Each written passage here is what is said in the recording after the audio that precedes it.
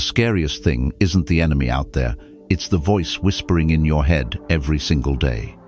Let me tell you a story, not about a warrior, not about a king, but about a man named Elias, 37, divorced, burned out, once a respected architect, now just a guy who double-checks if he locked the door 5 times in a row.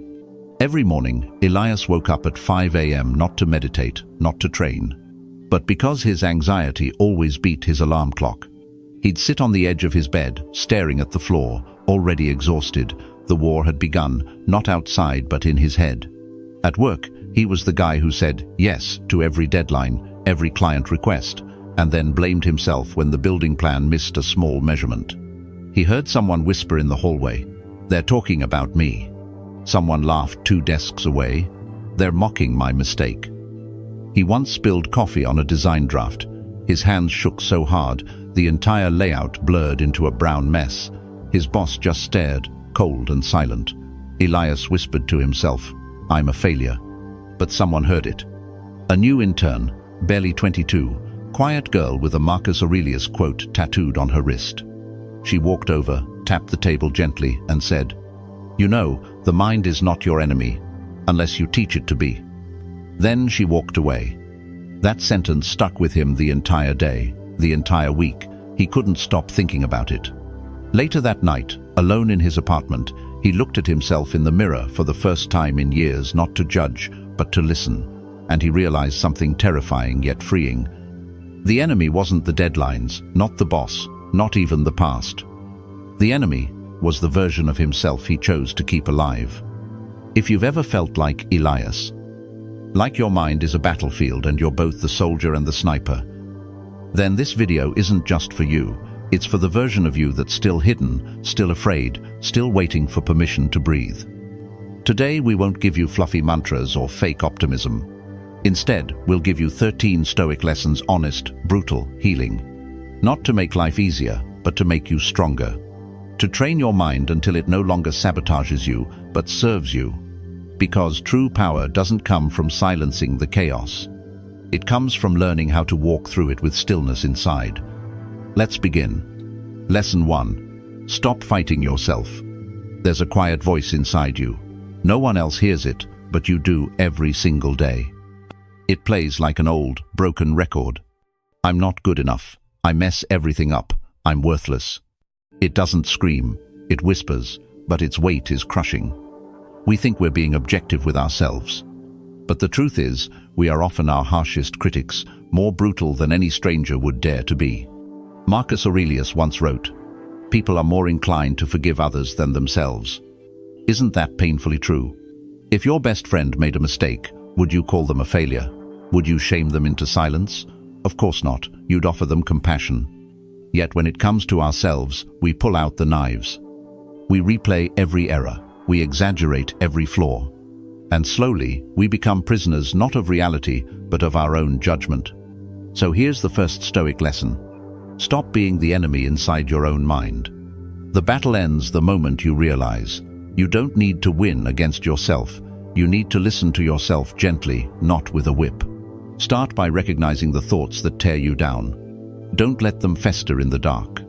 Write them down, one by one, like tweets from a cruel stranger.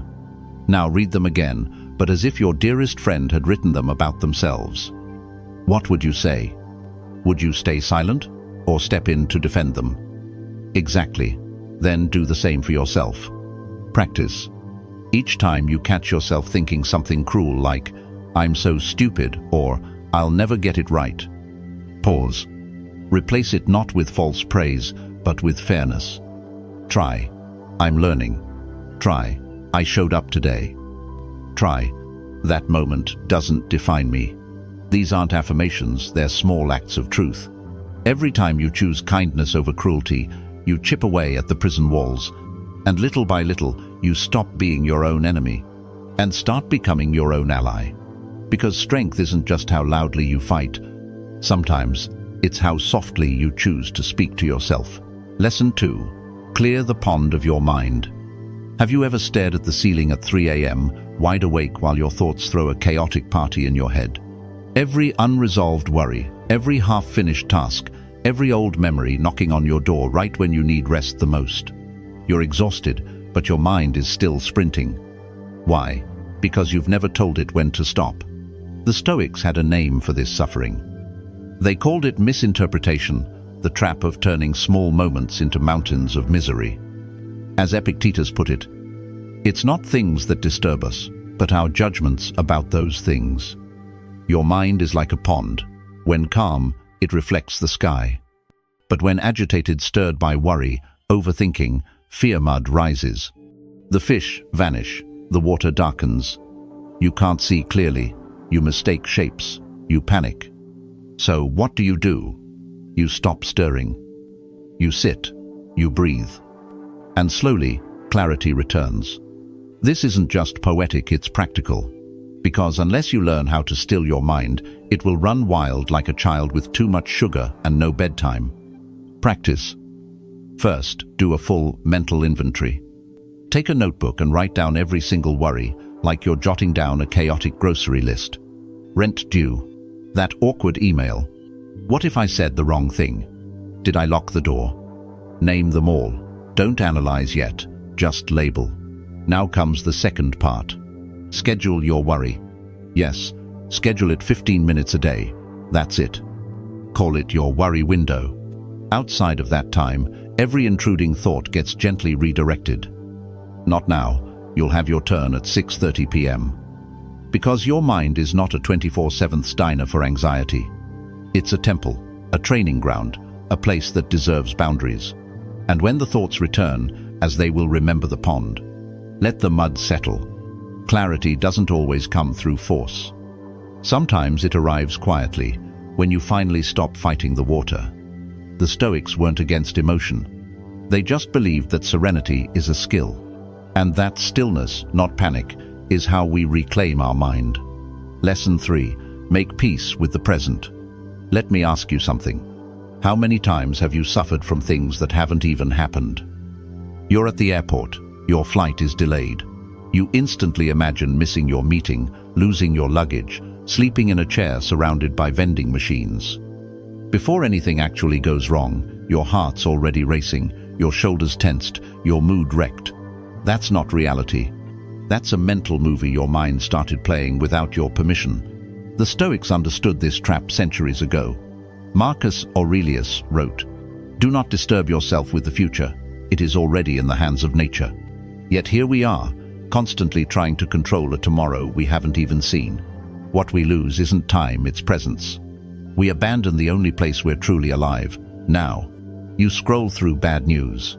You rehearse tomorrow's argument in your head. You replay yesterday's mistake on loop. And in all that noise, you miss the quiet miracle of this moment. You're breathing, you're alive, you're here. Practice. When you feel yourself spinning into the future, do this. First, pause. Gently say to yourself, "This is what's happening now, not yesterday, not tomorrow, now."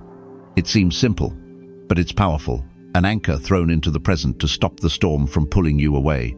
Then, find 3 small things in your environment that are undeniably good.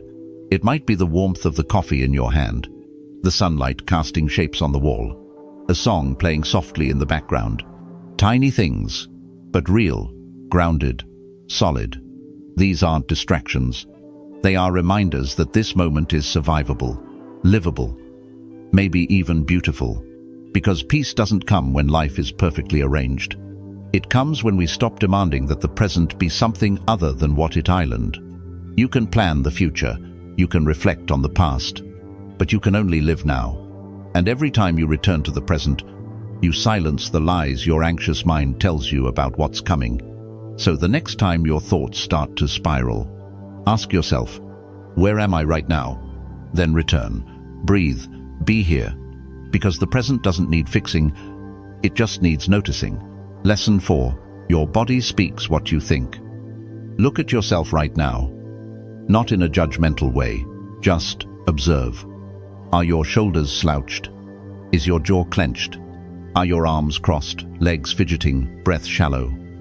Most of us go through the day unaware that our bodies are quietly echoing our thoughts. Not with words, but with posture, tension, hesitation. Our muscles become messengers for our minds. You don't have to say, "I feel defeated." Your body already has.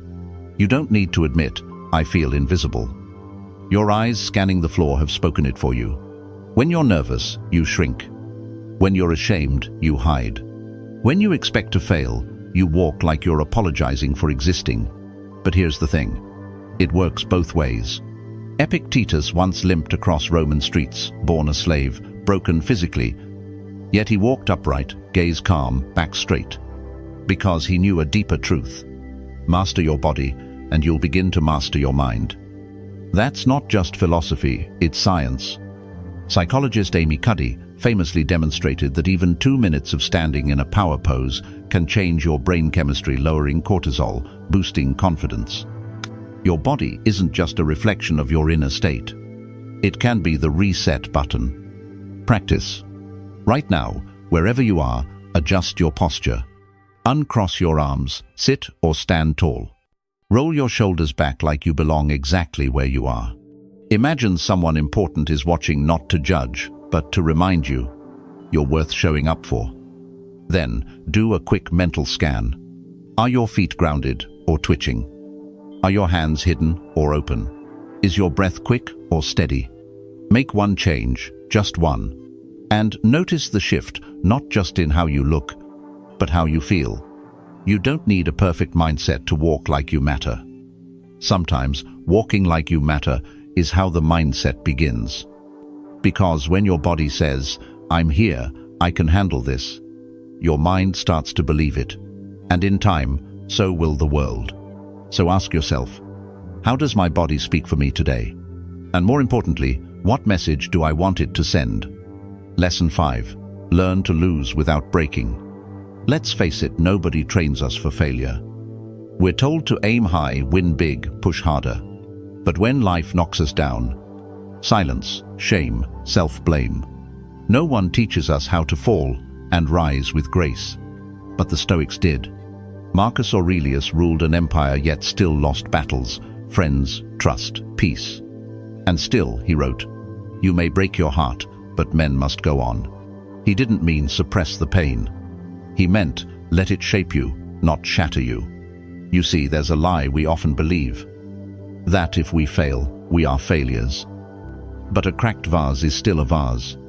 In Japan, they practice kintsugi, filling broken pottery with gold, not to hide the damage, but to honor it. Why? Because what breaks you can also become what beautifies you if you let it. Practice. Start by narrowing your focus. When you fail, don't condemn your entire self.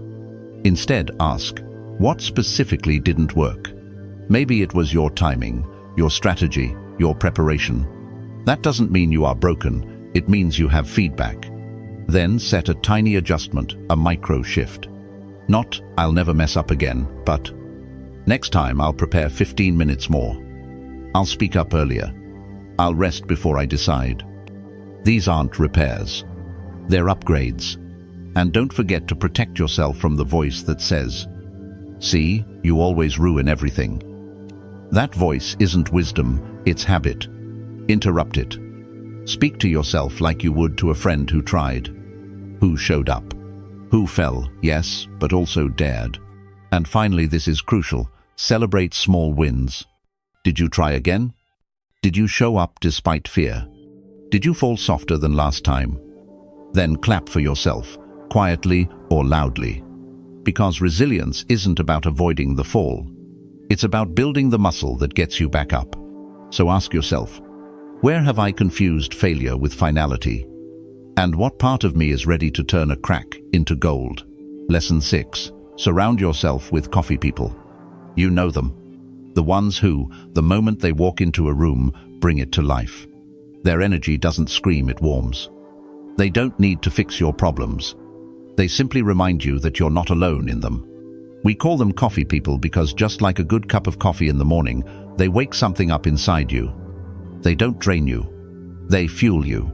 Now, think of the opposite. The ones who sigh before they even speak. Who complain like it's a hobby. Who see the cloud before the silver lining every time. You come to them with hope, and they hand you reasons to give up. Spend enough time with people like that and you'll start sounding like them. Not because you agree, but because your mind absorbs the tone of the room it's in. Marcus Aurelius warned us about this. The soul becomes dyed with the color of its thoughts. And thoughts, more often than not, are contagious. So the Stoic lesson is simple but vital. Choose the company that reflects who you want to become. Practice. Take inventory of your circle. Don't judge, just observe. Ask yourself, after spending time with this person, do I feel lighter or heavier, more hopeful or more bitter?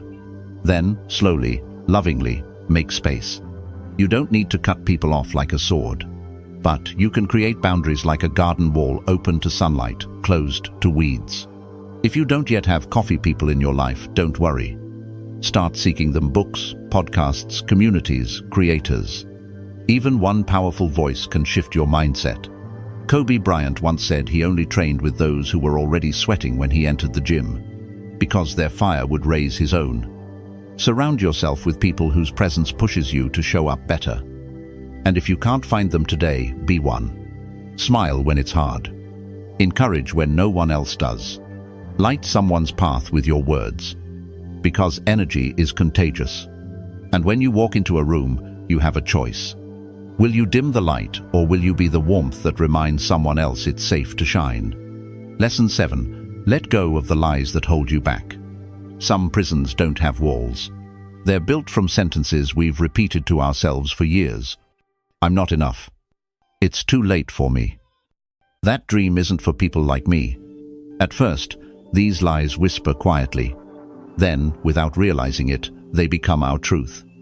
Not because they're real, but because we've played them on loop long enough for our brain to believe them. They sound like facts, but they're just outdated recordings.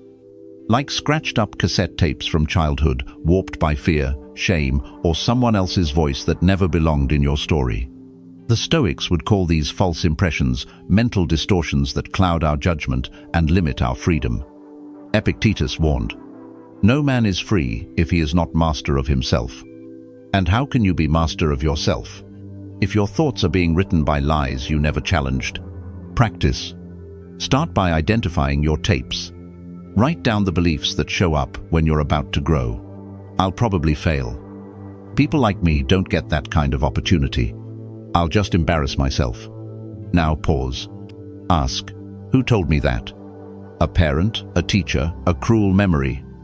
Or was it just fear dressed up as reason? Then, take one small action that directly contradicts the lie. Not something grand, something doable. If the lie says, "I can't speak in front of others," raise your hand to share one sentence in your next meeting. If the lie says, "I don't belong in that room," walk in anyway and sit at the table.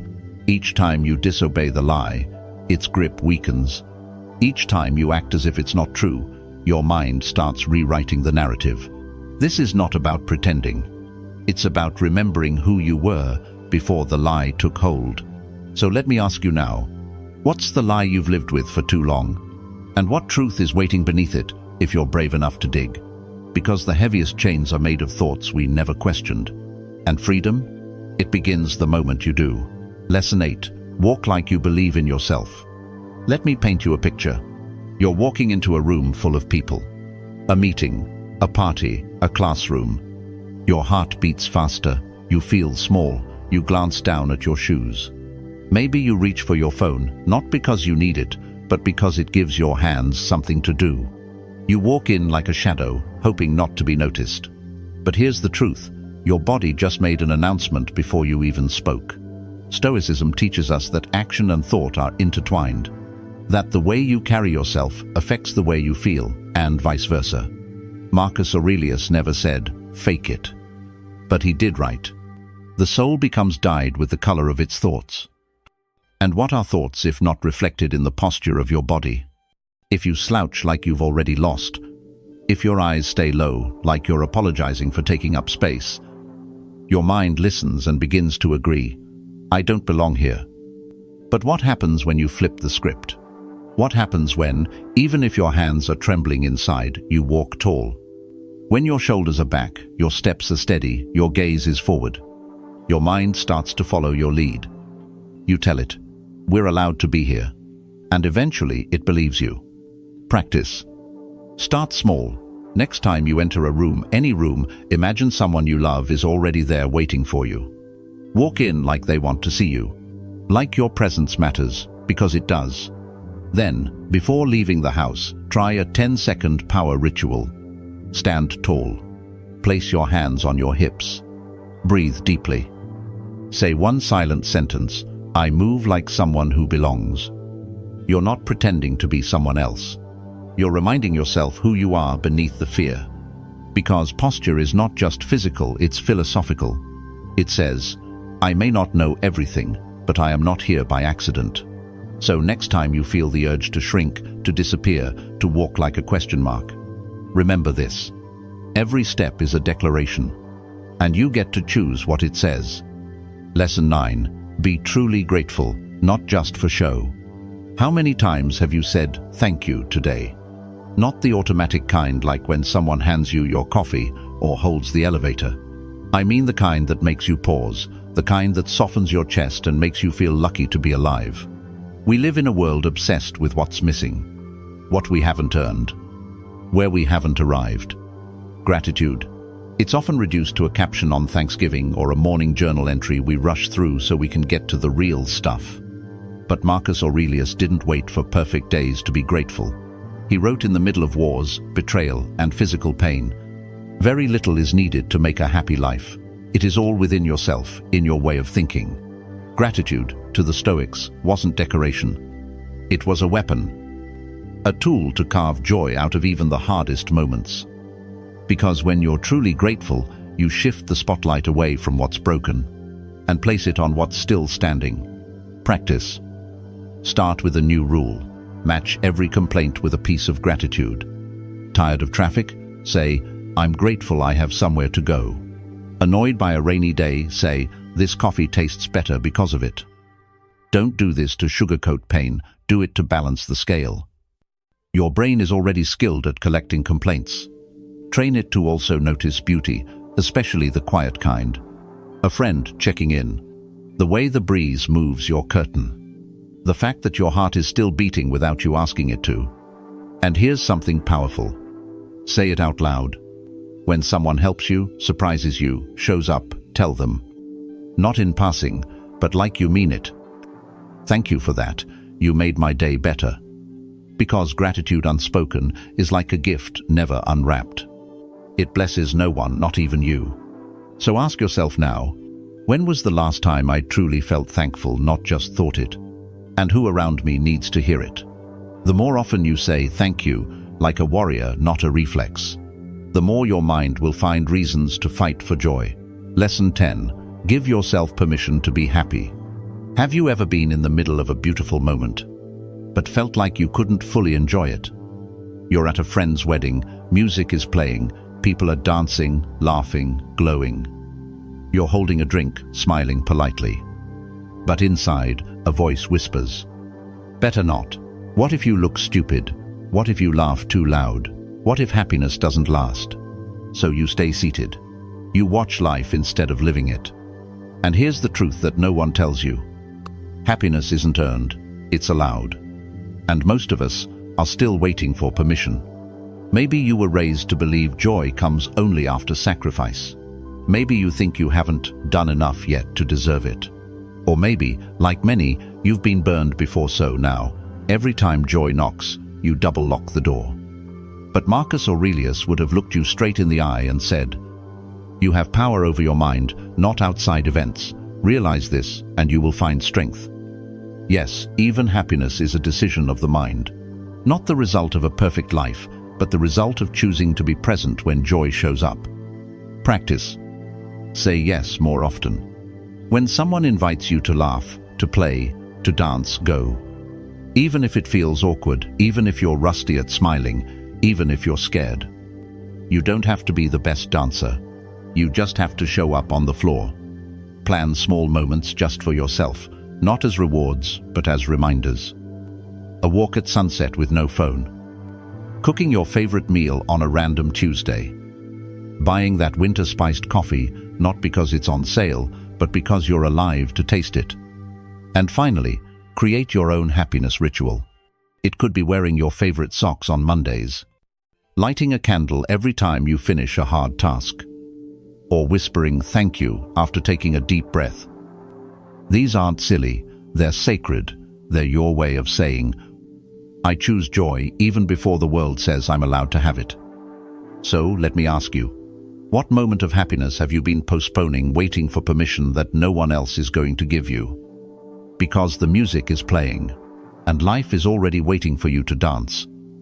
Lesson 11. Let your mind be your refuge.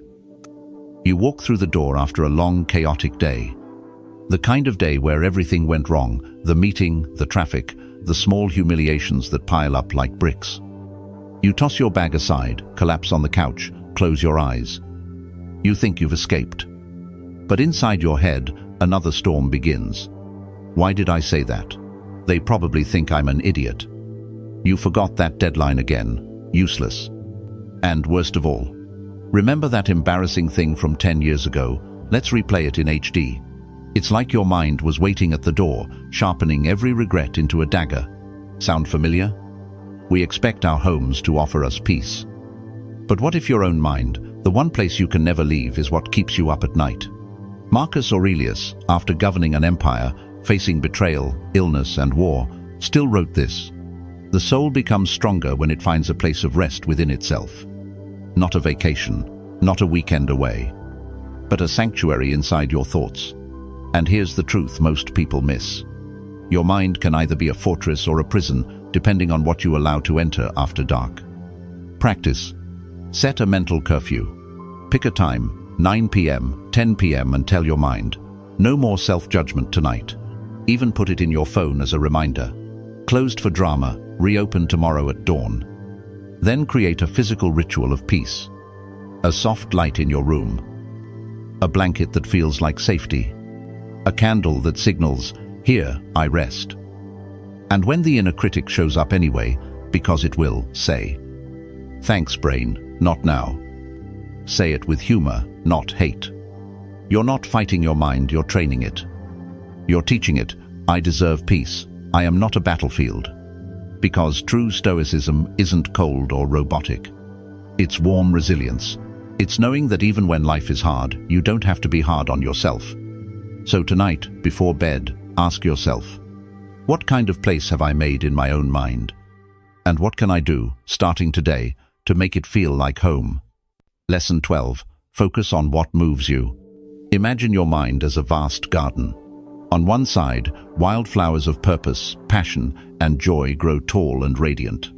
On the other, thorny weeds of distraction, self-doubt, and comparison wrap around everything.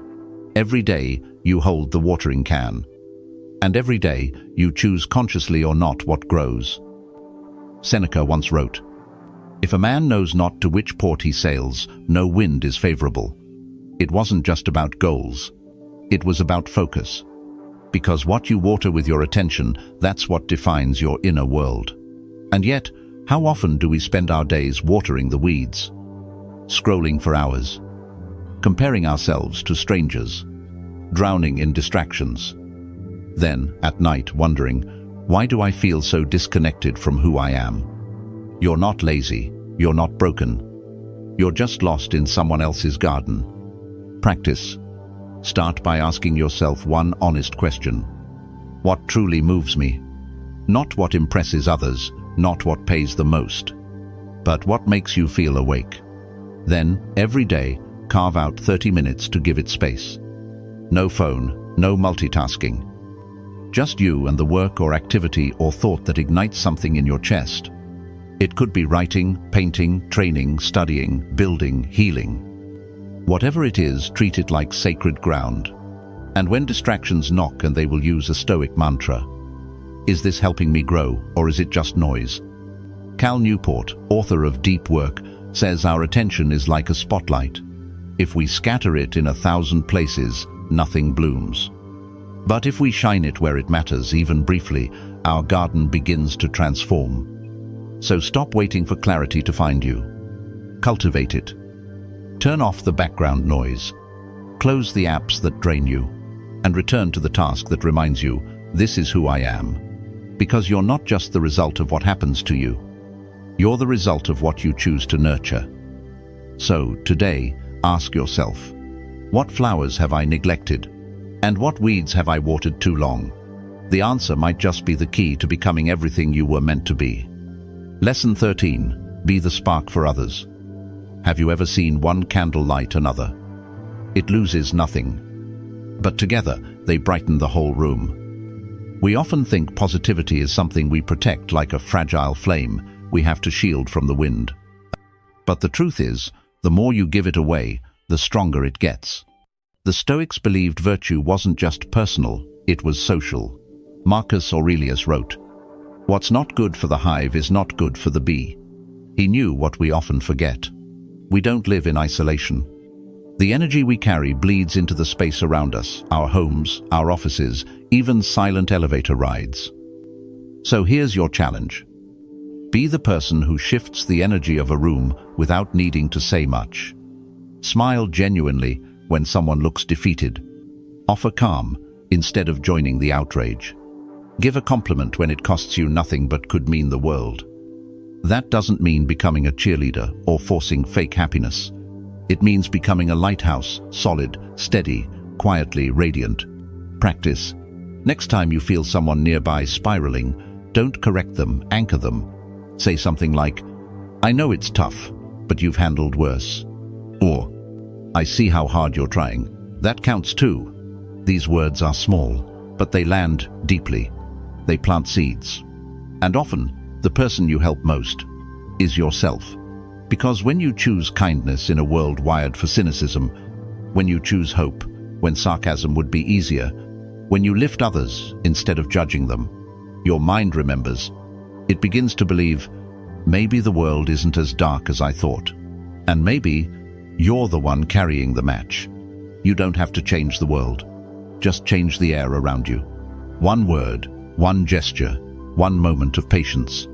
Because in a world full of noise, being the quiet spark, the steady flame, might be the most radical thing you can do. So ask yourself, who around me needs a little light? And what kind of light do I want to leave behind when I walk away? Then go and light the first candle. Conclusion. Training your mind to stay positive doesn't mean denying pain. It means choosing a wiser response. Every thought you nurture, every word you whisper to yourself, is a seed. Choose the ones that make you stronger, not smaller. As Marcus Aurelius said, the happiness of your life depends on the quality of your thoughts. If you've made it this far, leave a comment below. Today, I choose my strongest thought. That's how I'll know you're one of the true Stoic warriors. If this resonated with you, give it a like, subscribe, and join us again. Your mind will thank you for it.